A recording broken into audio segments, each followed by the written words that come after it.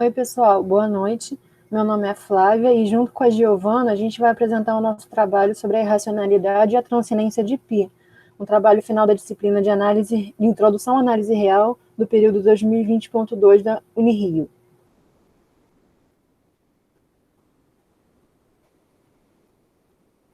Vamos falar um pouquinho da história. Então, contando um Giovana? pouquinho de história, a razão entre a circunferência e o diâmetro de um círculo, esse interesse vem desde muito tempo dos estudos antigos, e por volta do ano de 2000 a.C., os babilônios observaram que a circunferência tinha aproximadamente 3 vezes o seu diâmetro, mas não certinho. A primeira aproximação conhecida para π foi dada por Arquimedes, em torno de 250 a.C., que estimou o valor de π como limitado entre 223 sobre 71 e 220 sobre 70. Então, a sequência π sobre 4 ela é igual a 1 menos 1 terço mais 1 sobre 5 menos 1 sobre 7 mais 1 sobre 9 e assim sucessivamente. Encontrada por Leibniz, e ela possui uma lenta convergência para π. Euler encontrou uma outra série notável que converge para π ao resolver o famoso problema da Basileia.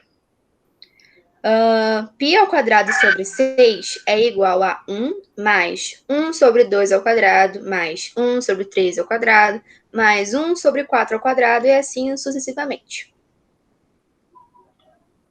Continuando, dentre as fórmulas concebidas por Ramanujan em torno de 1914 para a aproximação de π, está essa, que é 9.801 sobre 4.412 vezes raiz de 2 é igual a este número enorme que está aparecendo na nossa tela agora. Mesmo tendo essas aproximações de π, desde 250 a.C., apenas em 1761, Lambert provou que π é irracional. E 100 anos depois, em 1862, Ferdinand von Lindemann provou que π é transcendental, ou seja, π não pode ser a solução de uma equação algébrica. E o símbolo que a gente utiliza atualmente, nessa letrinha grega, π, só foi introduzido em 1706 por William Jones. Então, vamos falar agora da primeira prova da irracionalidade de π. Então, em 1791, Johann Heinrich Lambert, ele foi a primeira pessoa que conseguiu provar que o π é irracional. Ele mostrou primeiro que vale a seguinte expressão em frações contínuas, que a tangente de x é igual a x sobre 1 menos x ao quadrado sobre 3 menos x ao quadrado sobre 5 menos x ao quadrado sobre 7 menos, e assim vamos repetindo, né? As frações contínuas. A partir disso, ele provou que se o x é diferente de zero e racional, então essa expressão deve ser irracional. E como a tangente de π sobre 4 é igual a 1, segue que o π sobre 4 é irracional. Consequentemente, o π vai ser irracional. Existe também uma segunda prova, que é mais recente na história da matemática. Ela foi feita em 1947 por Ivan Niven.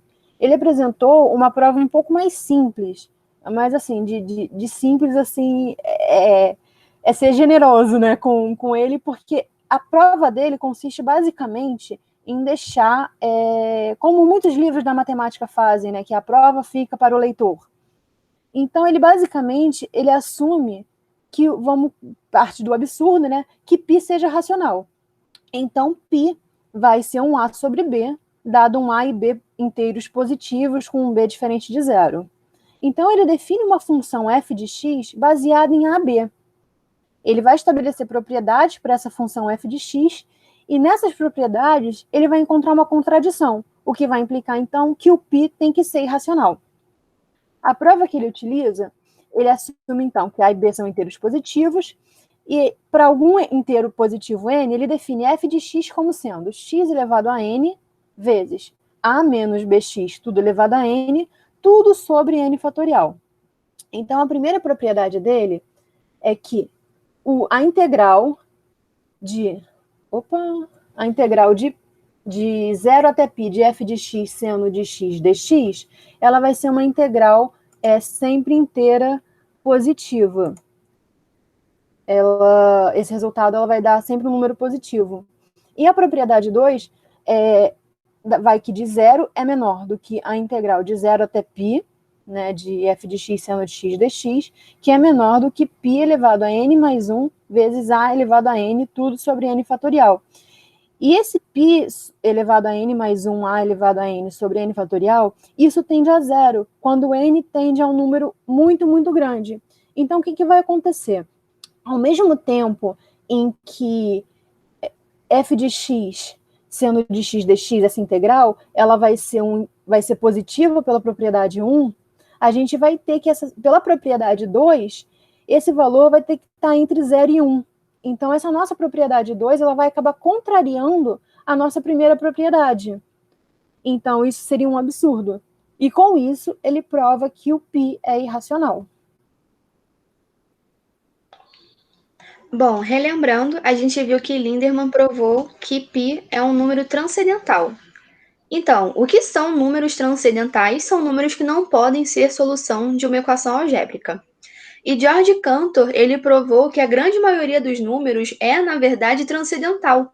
A gente tende a pensar que existem mais reais do que racionais do que irracionais, mas é basicamente o contrário. Se você sortear aleatoriamente um número da reta real, é quase certo que o número sorteado vai ser transcendental. E em 1862, o Lindemann utilizou a prova da transcendência de Euler para apoiar sua prova da transcendência de π.